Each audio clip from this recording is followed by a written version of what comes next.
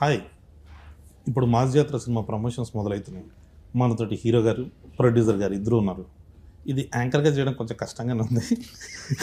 అందుకే అన్న మనం మాకైతే ఇంట్రెస్టింగ్ గానే ఉంది. అన్న మీకుంటుంది అన్న ఆడుకోవడంలో ఫేమస్ కాబట్టి, సో మీరు మీడియాతో ఆడుకోవడంలో ఫేమస్ కాబట్టి ఇద్దరిని కలిపి కొన్ని క్వశ్చన్లు అడగాలని ఉందన్న. ఇట్లా మీడియాతో ఆడుకుంటాం ఫేమస్ అని చెప్తేనే మొన్న ఒక ఆగస్ట్ లో ఒక వీకెండ్ నన్ను ఆడుకున్నారు మీడియాలో. అవునన్న, దీంట్లో అది ఉండాలి కదా, డెఫినెట్ గా అది ఉండకపోతే అలాగే సార్. అంటే అలా ఉంటేనే ఫాలోయింగ్ వ్యూవర్షిప్ పెరుగుద్ది, అంటే అలాగే ఫ్యాన్స్ పెరుగుతారు, అవి ఉండాలి. మరి ఏ స్థాయికి ఆడుకున్నారంటే నేను ఇంకా అసలు ఆస్తులు అమ్ముకుని దుబాయ్ వెళ్ళిపోయానని. నాకు అర్థం కాలేదు, ఆస్తులు అమ్ముకునే అంత బ్యాడ్ పొజిషన్ లో ఉంటే దుబాయ్ ఎలా వెళ్తారో నాకు లాజిక్ అర్థం కాల. దుబాయ్ ఏదో పెద్ద ఏదో పల్లెటూరు లాగా అక్కడికి బాధపడుతున్నారు. వాళ్ళ రియాక్షన్ లాజిక్ అసలు ఉంటుందా? అదే కదా సింపుల్. అంటే రిచ్ బాధపడతారు కూడా, రిచ్ కూడా రిచ్గా వెళ్ళారు వంశీ గారు. అన్న ఇది మైక్ పట్టుకొని మీరు మళ్ళీ సినిమా అడగరు, సినిమా చూడమని అడగను, అందుకని మైక్ లేకుండా ఇప్పుడు అడిగేద్దాం అలా ఏమన్నా. సో ఫస్ట్ అదే ఆ రోజు కొంచెం ఎక్సైట్ అయ్యాను నేను, బాగా ఎక్సైట్ అయ్యాను. అది సరే, ఇక కేకలే అది ఎలా ఉందంటే రిక్వెస్ట్ లేదు, వార్నింగ్ లో ఉంది. వంశీ ఎప్పుడు వార్నింగ్ కావాలి. అవునే, తప్పులు చేయకుండా ఉంటావా మనుషులు? కొడకల్లారా రాకపోతే చెప్తా మీ పని. తప్పులు చేయకుండా ఉండం కదా, తప్పు జరిగింది ఏం చేస్తాం చెప్పు.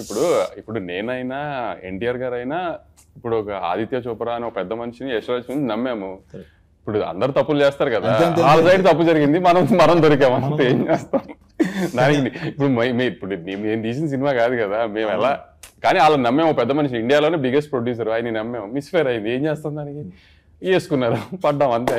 కానీ అన్న మీరు దొరకాలని చాలా మంది ట్రై చేసినట్టున్నారు, వాళ్ళకి ఖుషి ఇచ్చి లాస్ట్ కి మళ్ళీ సెట్ చేసి ఓన్లే మన సినిమా, మనం తీసిన సినిమా కాకుండా బయట సినిమాతో దొరికాం, హ్యాపీ. ఇంకా అని ఫస్ట్ మాస్ మహారాజ్ అనే టైటిల్ ఇచ్చిన తర్వాత మాస్ అనే టైటిల్ పెట్టుకుంటూ మాస్ జాతర వస్తుంది.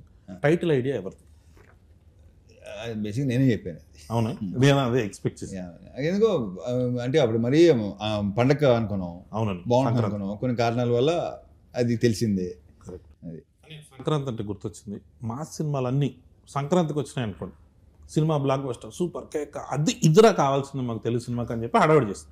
దసరా వరకు ఓకే, మిగతా ఏ టైంలో వచ్చినా కానీ ఇదో సినిమానా, కొత్తదనం లేదు.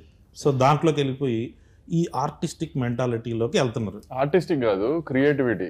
ఇప్పుడు ఎవరికి అయినా ఇప్పుడు చేతిలో ఫోన్ ఉండి ట్విట్టర్ హ్యాండిల్ ఉన్నా, ఇన్స్టాగ్రామ్ హ్యాండిల్ ఉన్నా, క్రియేటివిటీ తన్నుకుంటూ వస్తుంది. అది చూపించడానికి, ప్రొజెక్ట్స్ చేయడానికి ట్వీట్గా ఫామ్ చేయొచ్చు, రీల్స్గా ఫామ్ చేయొచ్చు. ఆ క్రియేటివిటీలో ఏంటంటే ఏదన్నా ఒక క్రియేటివ్ టెక్నికల్గా స్ట్రాంగ్ ఉన్న సినిమా రిలీజ్ అయింది అనుకో, అబ్బా ఎంత బాగా తీశారు, ఇది తీశారు, అది తీశారు అని పొగిడితే, ఓహో వీళ్ళందరికీ సినిమాటిక్ నాలెడ్జ్ చాలా ఎక్కువ ఉందన్నమాట, అందుకని పొగుడుతుంది, అందుకని ఇంత బాగా చెప్తున్నారు అనుకుంటారు. అదే ఒక కమర్షియల్ మాస్ సినిమా వచ్చినాను, జనానికి అది కావాలి. కానీ ఏంటంటే ఏముంది కొత్తగా, ఏముంది అంటే అదొక ఫ్యాషన్.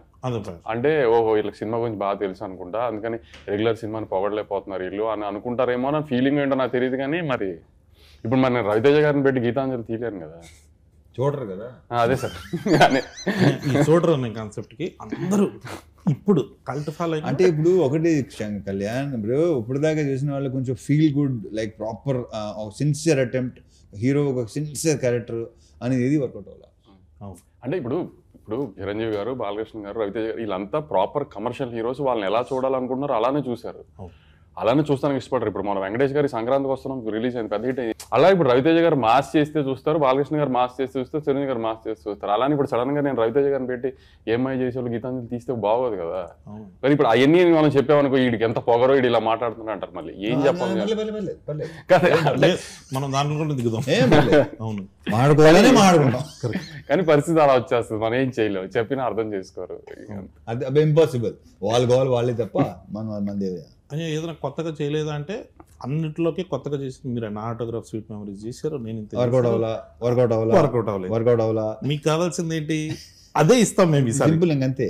ఇప్పుడు మళ్ళీ అదే చేస్తాడు అంటే అయ్యే చూస్తున్నారు. అంటే అది కూడా ఊరిని చూసేసాం కళ్యాణ్, దాంట్లో కూడా ప్రాపర్ మీటర్ ఉండాలి. లైక్ ఒక కమర్షియల్ సినిమా చాలా తీయడం చాలా కష్టం, ఎందుకంటే చాలా మందికి నీకు ఎందుకంటే ఆ చిన్న రెగ్యులర్ అనేస్తానికి చాలా ఈజీ. ఆ రెగ్యులర్ కమర్షియల్ సినిమా రెగ్యులర్ గా ఉంటుంది కాదనట్లా, కానీ ఆ రెగ్యులర్ సినిమాలో హై మూమెంట్స్ ఉన్నాయా, ఎంగేజింగ్ గా ఉన్నదా అనేది ఇంపార్టెంట్. రెగ్యులర్ గా ఉందా లేదా అనేది ఇప్పుడు ఎప్పుడు చెప్తారు కదా ప్రపంచంలో 7 కథలే ఉంటాయని, ఏం తిప్పినా ఆ కథలకి అటు ఇటు తిప్పి జాయడమే కానీ కొత్త కథ ఎవరు రాయలేరు కదా.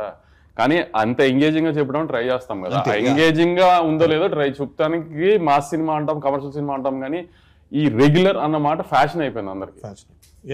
అది చెప్పిన ఆ సంఖ్య కూడా బేసిక్ గా ట్విట్టర్ లో ఒక మేధావి సంఖ్య ఒకటి ఉంటుంది వాళ్ళే. అదే సార్, అదే అంటున్నాను సార్. ఆ మీద సంక్రాంతికి వస్తున్న సినిమా ట్విట్టర్ లో ఎవడు బాగుందని చెప్పడం చూడలేదు, చెప్పరుగా. బట్ థియేటర్లకు పరిగెట్టుకుంటూ వచ్చిన ఫ్యామిలీ ఆడియన్స్ హ్యాపీగా చూసారు. రిపీట్స్ బ్రహ్మాండ రిపీట్స్ పడినాయి అంటే ఎంతో కొంత డెఫినెట్ గా ఈ ఎఫెక్ట్ ఉంటుంది వంశీ నాకు తెలిసి. ఈ